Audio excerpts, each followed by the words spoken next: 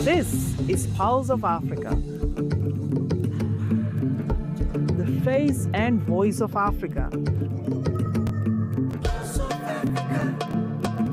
The story of resurgent and burgeoning Africa is here, only on the Pulse of Africa channel.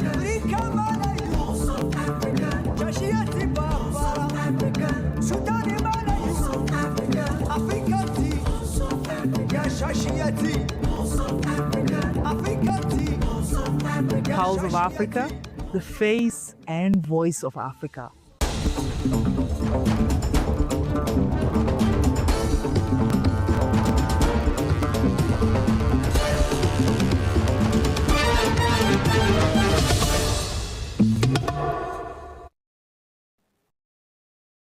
Hello and welcome. I'm Fron Lamarck, bringing you the latest stories, insights and updates from across the continent. The 2025 IGAD Media Awards will take place today, honoring media professionals whose climate-focused reporting has strengthened public awareness and development efforts across the IGAD region. Organized by the Intergovernmental Authority on Development in partnership with the Government of Ethiopia, the third edition is being held under the theme Storytelling for Climate Action for a Secure, Resilient and Stable Region. Yesterday's program featured a high-level panel discussion that brought together journalists, policymakers, climate experts and development partners. The session explored the media roles in shaping public understanding of the climate change, building community resilience, enhancing early warning systems and promoting regional cooperation on environmental challenges. The awards aims to recognize journalists who document the lived realities, resilience and innovative climate solutions emerging across the Horn of Africa as communities confront intensifying climate impacts. This year, about 400 journalists from the all IGAD member states, including 94 from Ethiopia, are competing in 8 categories covering television, radio, print, digital media and a special Best Female Journalist category. Beyond celebrating journalistic excellence, the event seeks to encourage constructive community-centered reporting that supports climate resilience and sustainable development. It also aims to strengthen public diplomacy, deepen regional ties, and enhance Ethiopia's international image. As climate pressures escalate across the Horn of Africa, the 2025 IGAD Media Awards highlights the growing importance of journalism that informs citizens, influences policy, and inspires collective climate action. This year's edition in Addis Ababa marked the third IGAD Media Awards following the inaugural event in Djibouti and the second edition in Kenya, underscoring the initiative's regional reach and its commitment to recognizing impactful climate reporting.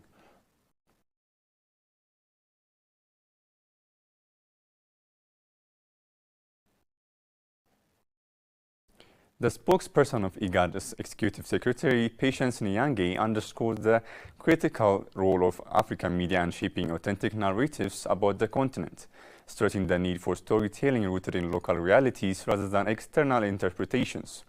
During a visit to Pulse of Media in Addis Ababa, Nyange emphasized that African journalists carry a unique responsibility to present the region's challenges, achievements and aspirations with accuracy, depth and integrity. The visit was conducted alongside journalists from across the IGAD region who are in Ethiopia's capital for the 2025 IGAD Media Awards. Nyange highlighted the importance of reporting that it reflects lived experiences and supports regional development goals, noting that strengthening homegrown media institutions is essential for countering misinformation and promoting balanced coverage of issues affecting the Horn of Africa. The engagement provided a platform for journalists to exchange insights on how media can better contribute to resilience building and peace and regional integration. My name is Patience Nyange. I serve as a spokesperson to the Executive Secretary at IGAD, His Excellency Dr. Wakne Gebeyehu. So journalists help tell the IGAD story. We work with them closely, we tell our stories through journalists, so information is powerful, is power, and we understand that by the work that we do, when we disseminate our information through journalists, it reaches masses, it reaches the world. So we're very happy every time we see that Pulse of Africa tells the African story in the very authentic way, in a way that is relatable, in a way that we can understand as Africans within the region. And so we're here to celebrate excellency in journalism. Tomorrow at the At the Skylight, we will be celebrating journalists within the theme of climate change and just really understanding what is some of the work that we have done around that. And so a number of journalists from the IGAD region are here to celebrate, for us to celebrate them and to really encourage them to continue telling the African story. I think one of the roles right now is to continue being a pioneer within the industry. I think you've come from an industry where everybody's telling the stories differently, and our African stories were told not from an African perspective, but from foreigners. But now you have an opportunity to tell the African story in a very authentic manner. And so we appreciate that there's a lot of effort that has been put by Pulse of Africa to invest in this massive building, to invest in journalists who tell the African stories. So it's a hope that there will be more effort. There will be more effort by journalists themselves. And of course, expanding this, increasing the journalistic base, whether through correspondence within the IGAD region. And yeah, we're here to celebrate you. Officials at Pulse of Media briefed the delegation on the outlet's work in digital journalism, multimedia production and youth engagement, emphasizing the growing influence of technology in shaping public discourse. The visit comes as IGAD places increased emphasis on the role of media in advancing climate action, regional stability and sustainable development. The 2025 IGAD Media Awards, taking place today in Addis Ababa, aims to recognize journalists whose reporting significantly contributes to these goals. Niange reaffirms IGAD's commitment to strengthening partnership with media institutions across member states, asserting that effective communication and responsible journalism are vital for achieving shared regional priorities.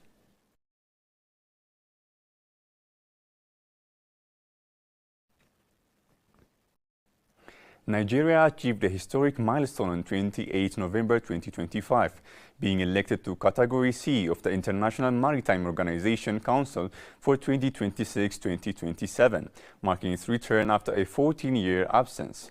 Minister of Marine and Blue Economy Dr.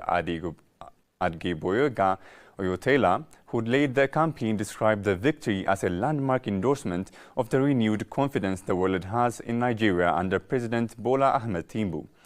Dr. Ayetola highlighted that the election reflects global trust in Nigeria's maritime reforms, security efforts in the Gulf of Guinea, and the country's blue economy vision. He also praised the technical committee of experts for their role in securing the win. Category C includes 20 nations recognized for their special interest in maritime transport, while Category A and B comprise leading maritime service providers and top seaborne trade nations, respectively. The return is expected to enhance Nigeria's maritime governance, international partnerships, investor confidence in its leadership role in the Gulf of Guinea.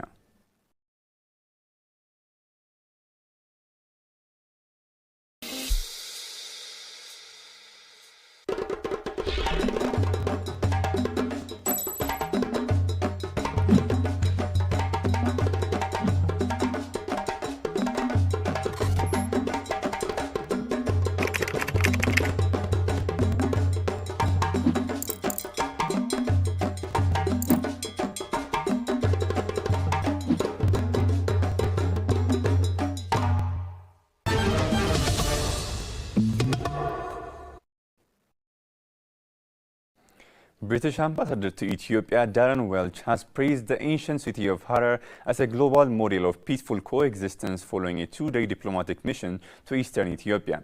In an interview with POA, Ambassador Welch said Harar demonstrates how different faiths and cultures can live together in peace and harmony and create something truly exceptional.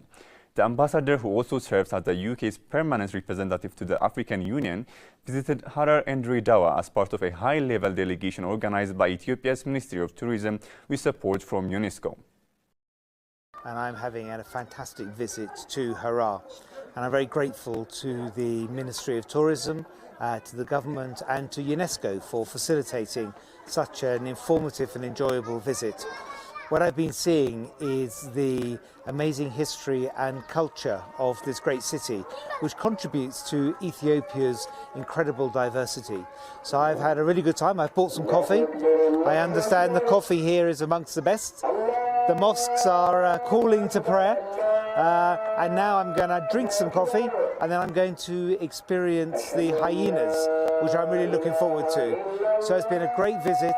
And as I say, I think this is a really good example of the diverse communities which make up the wonderful country of Ethiopia.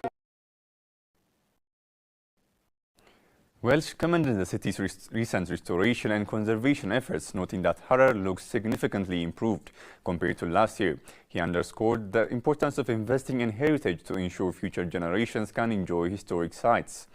During the visit, the envoy sampled Harar's renowned coffee, praised its quality, and showed interest in the city's famous hyena feeding tradition.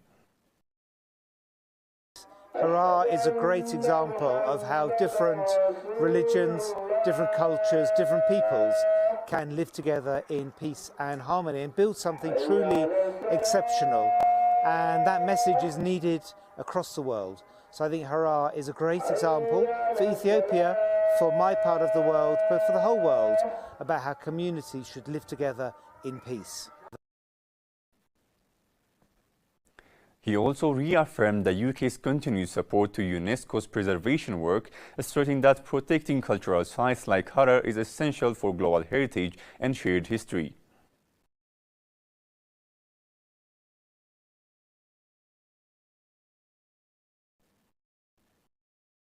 The 22nd Marrakech International Film Festival officially opened tonight, bringing filmmakers, actors and cinema lovers from across the world to the Moroccan city.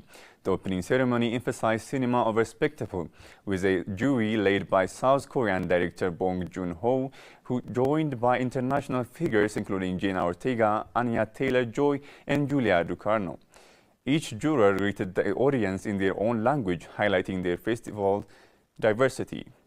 This edition features films from over 30 countries across competitions, gala screenings, and Moroccan panorama sections, with Moroccan cinema prominently represented through the world's premiere, exploring local realities and identities. The festival aims to spark reflection and dialogue, inviting audiences to explore a variety of cinematic perspectives and stories over the coming days.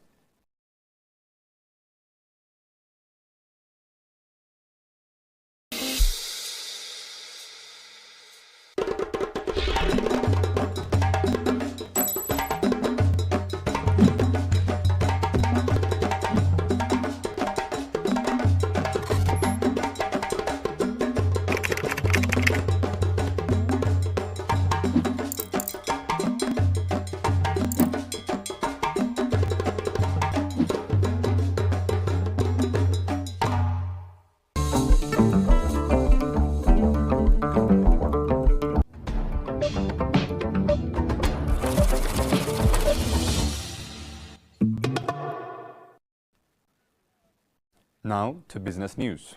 Trade between Ghana and South Africa has reached $1 billion, according to acting South African High Commissioner to Ghana, Thando Dalamba. Dalamba noted that both governments are working to strengthen investment frameworks and boost bilateral commercial activity. He also praised the growing role of the South African diaspora in driving business confidence and expanding economic ties across Africa. South Africa and Ghana continue to collaborate in key sectors including mining, agriculture, agribusiness, hospitality, retail and property development. Dalamba highlighted agriculture as a major area of focus aligned with Ghana's push to expand agribusiness. South African firms already active in Ghana are exploring new opportunities, while additional investors are being supported by the Ghana-South Africa Business Chamber. Brand South Africa's Jimmy Raname added that strong human connection and cultural collaboration remain essential to building sustainable trade partnership.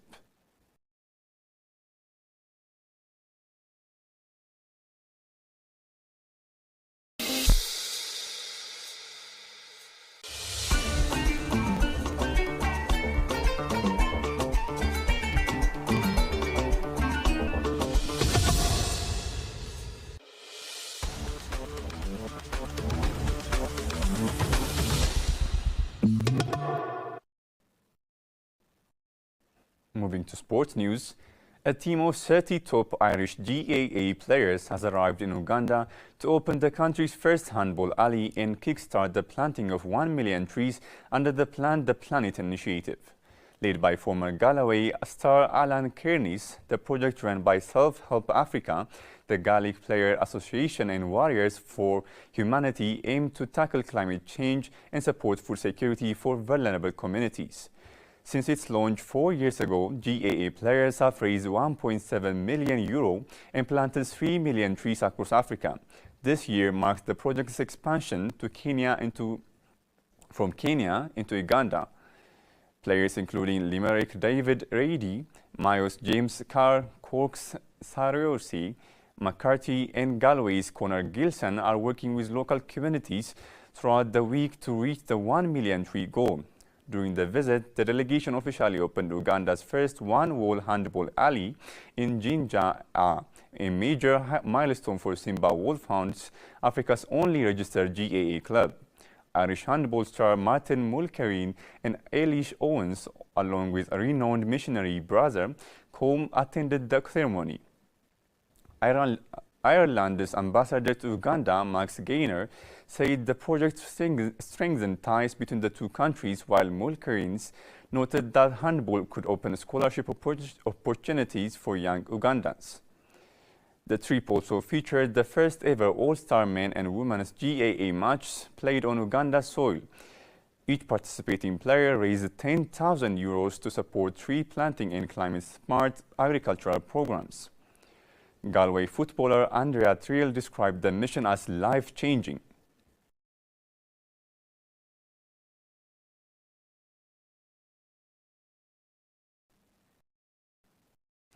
Next, let's check the current weather forecast.